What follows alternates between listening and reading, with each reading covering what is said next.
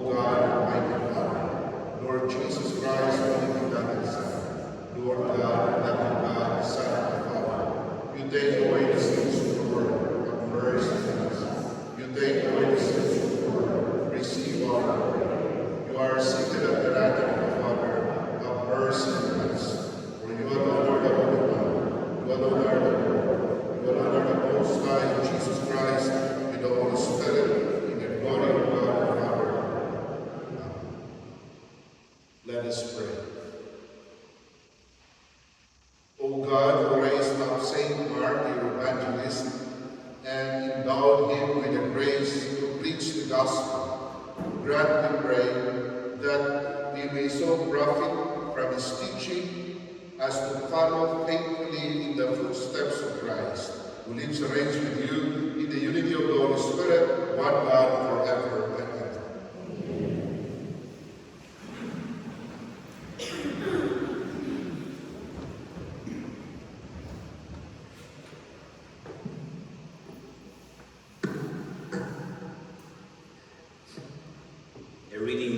first letter of St. Peter.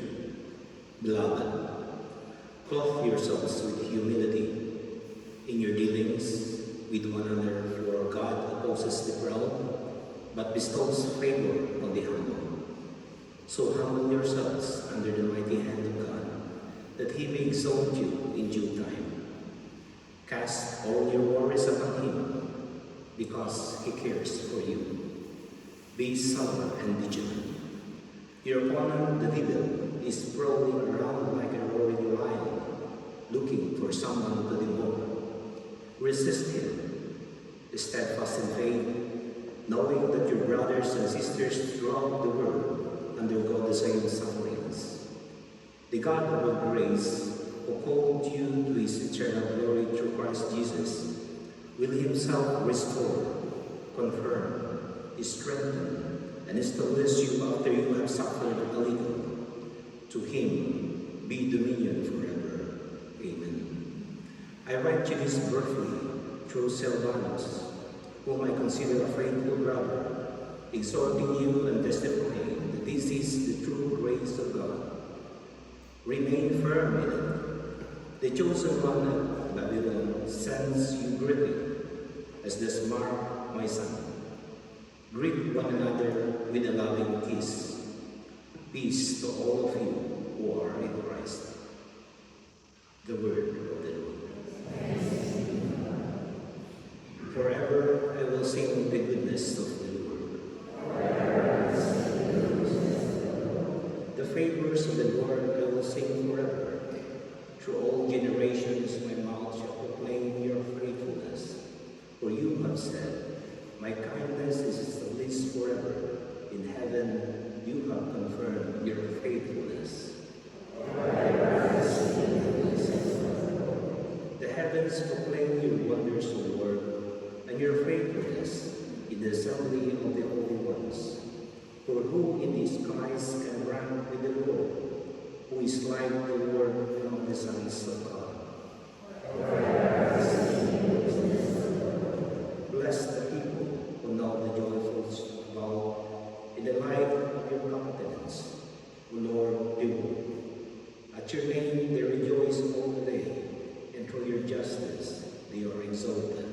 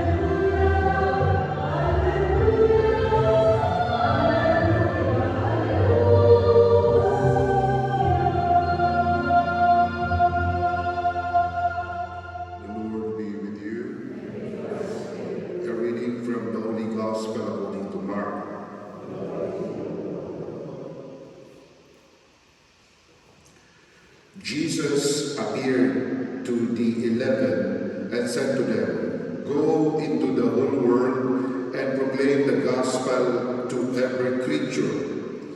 Whoever believes and is baptized will be saved. Whoever does not believe will be condemned. These signs will accompany those who believe. In my name they will drive out demons. They will speak new languages. They will pick up serpents with their hands, and if they drink any deadly thing, it will not harm them. They will lay hands on the sick, and they will recover." Then the Lord Jesus, after he spoke to them, was taken up into heaven, and took his seat at the right hand of God. But they went forth and preached everywhere, while the Lord worked with them and confirmed the word through accompanying signs. The Gospel of the Lord.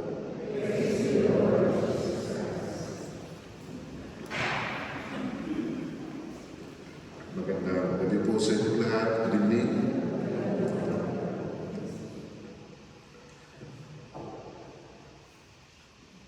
Baka magtaka kayo, bakit nakapula ako? Hmm? Dahil piyesta nga ni St. Mark.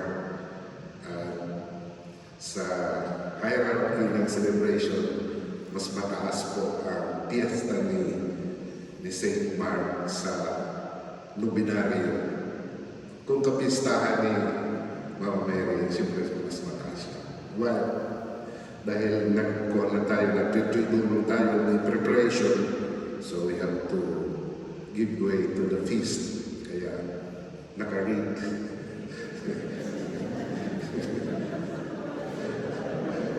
Nakaread. Pula. We all know na si St. Mark ay isang evangelist, isang gospel author. At sa kanya, yung first gospel,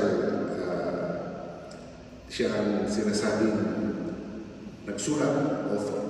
And in fact, that is the oldest gospel.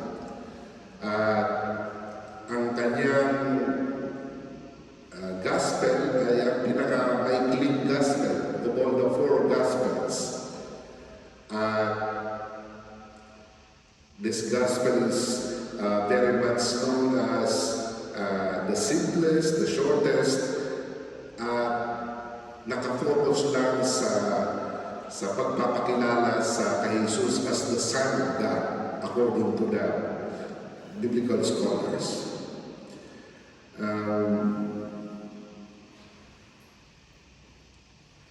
According to the history of the church,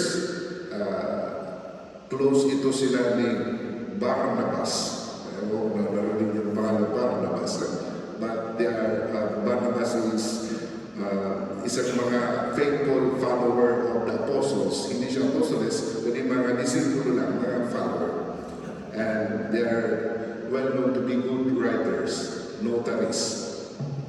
Kaya nga, si St. Mark is the patron saint of mga nagnotaryo. And of course, patron saint siya ng Venice. Kaya yung cathedral doon ay isang barko. So, palagay ko masaya ngayon sa Venezia, sa Venice. Okay. But I would like to share with you a little, kahit na bukas, yun pa rin ang magiging topic ko sa aking homilia, about our celebration dito sa pag-alala natin sa coronation of Our Lady of the Rosary of Manila. Hindi po natin uulitin ang coronation. We should be clear about this. Inaalala lang natin.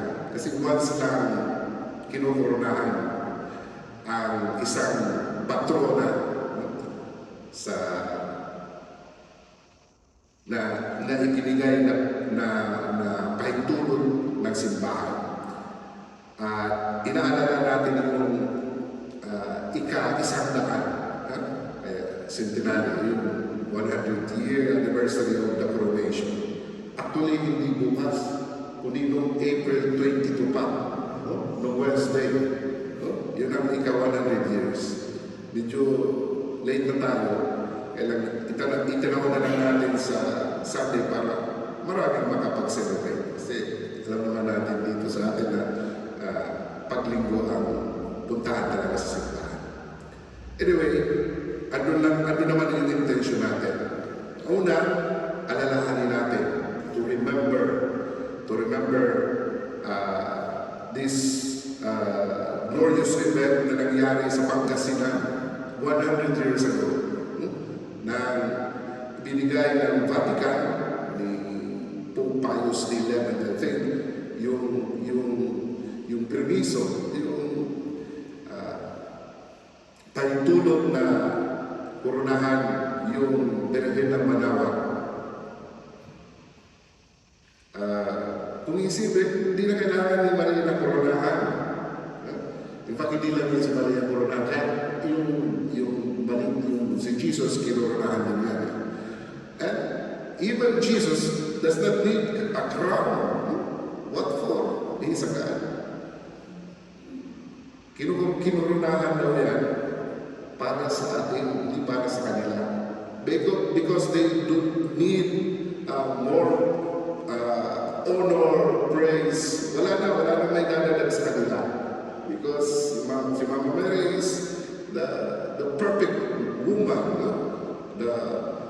He's full of grace. Kaya kahit ilang korona ilagay mo dyan, hindi na makakadagdag sa kanya sa fullness of grace na meron siya. And much more sa ating Panginoong Kristo, si Jesus. He is God. He doesn't need any crown galing sa atin. Pero sabi nga nung isang preacher, kinukurunahan yan, hindi para sa kanila, kundi para sa atin. Una, to remind us that we have a manner to imitate over virtues. At meron tayong Jesus na nagpapaalala sa atin that He is the source of life. He is the source of grace. Kaya kung inaalala natin ang coronation, it is for us, for all of us, para sa benefit natin, na maipaalala sa atin, na may ina tayo na palaging nagdarasal sa atin, gumagabay sa atin, at patuloy na umaakay sa atin patungo sa kanyang anak na si Jesus. For after all, yan po ang purpose ng devotion natin, to bring all of us to Jesus. Yan ang trabaho ni Mama Mary. Not to bring us to her, but to bring us to Jesus through her. So, bukas, sa pagkuruna natin, sa pag-reenact natin, hindi natin inuulit, baka pamalitan. Uy, nagkuruna din doon sa Vienna. Wala tayo ng karapatan na. Kaya ginagawa lang natin, to remind all of us na sa pagkuruna yan, kung ano ang ibinigay ng Diyos kay Mama Mary na honor, na praise, because of her faithfulness and her love to Jesus, pwede din mangyari yan sa ating matatanggap din natin ang ating corona kung tayo magiging faithful at obedient sa ating Panginoon sa Kristo sa darating na panahon. So, let this be a reminder for all of us na this event, this moment is for us to remember, to thank, and also to consecrate ourselves again to Mama Mary. Yan po pinaka-importante. Alalahanin natin, yes, we should remember that event. We should thank the Lord for the gift of Mama Mary, and we should always consecrate ourselves to Mama Mary para palagi tayong matulungan na madala tayo, maakay tayo patungo sa kanyang anak na si Jesus. Kung magagawa po natin yan, then that celebration, the celebration of coronation, will not only be a celebration in the past, but it is a continuing celebration in the present and also for the future. Sana itong tatlong araw na paghahanda natin, itong ginawa natin Tridumas, ay nakabigay sa atin na kahit papaano kunting preparation, kunting panahon upang magnilay at may handa ang ating sarili para bukas sa pag-alala natin ng coronation. Let us put all our prayers, all our intentions, all the yearnings of our hearts sa kay Mama Mary. Because we are sure na dadalhin niya lahat ng ating mga panalangin, ating mga worries, ating mga problema sa kanyang anak para magkaroon ng kasagutan. Amen.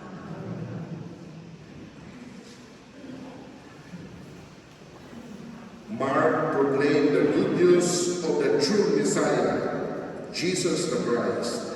Let us ask the Father to hear our intentions to a world in need of the hope of the gospel. Our response will be, let your goodness be upon us, Lord. Let your goodness be upon us. That the Church may be a living sign of true concern and dedicated care for those who are rejected by our society. Let us pray to the Lord. Let your goodness be upon us. That those who wandered away from the paths of righteousness may hear the voice of Christ, the Good Shepherd, calling them home. Let us pray to the Lord.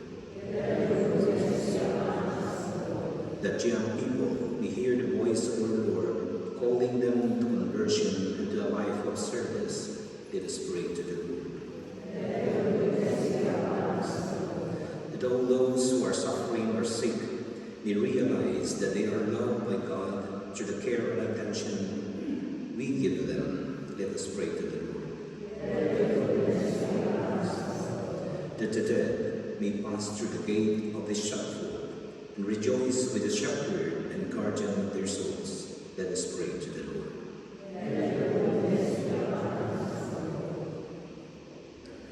Almighty God, assisted by the prayers of Saint Mark, faithful herald of the gospel, we bring our intentions before you through Christ our Lord. Amen.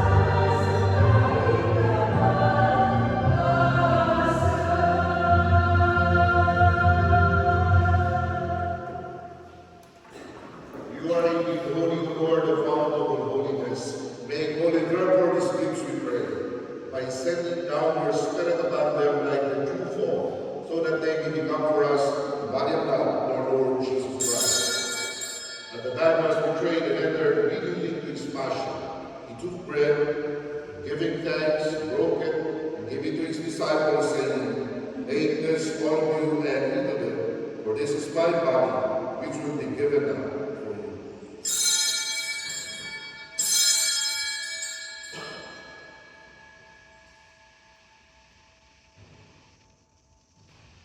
In a similar way, when the supper was ended, he took the chalice, and once more giving thanks, he gave it to his disciples, saying, "Take this, all of you, and drink from it, for this is the chalice of my blood, the blood of the new and eternal covenant, which will be poured out for you and for many for the forgiveness of sins. Do this in memory of me."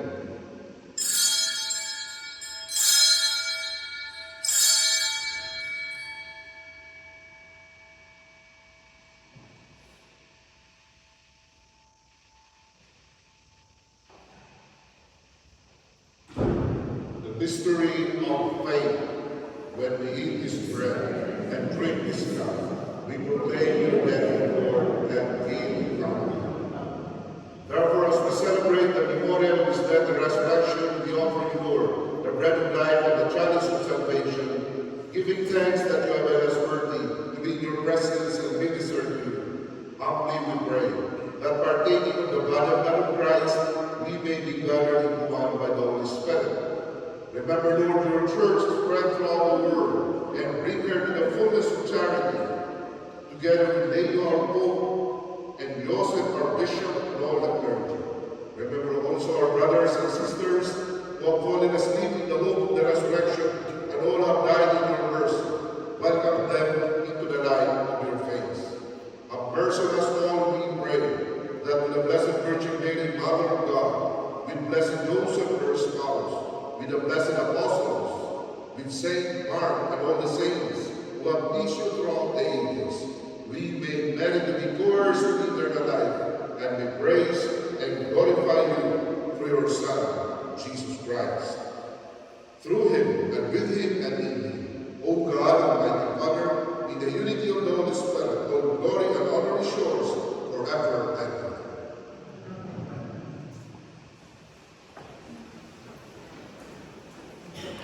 At the Savior's command and formed by divine teaching, we dare to say,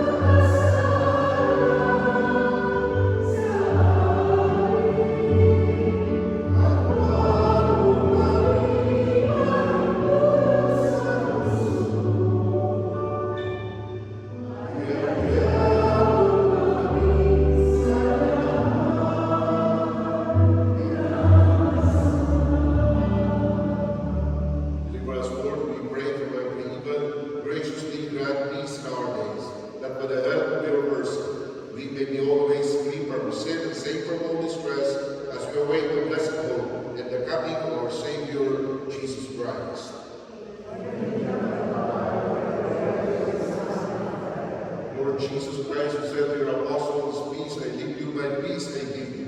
Look not on our sins, but on the faith of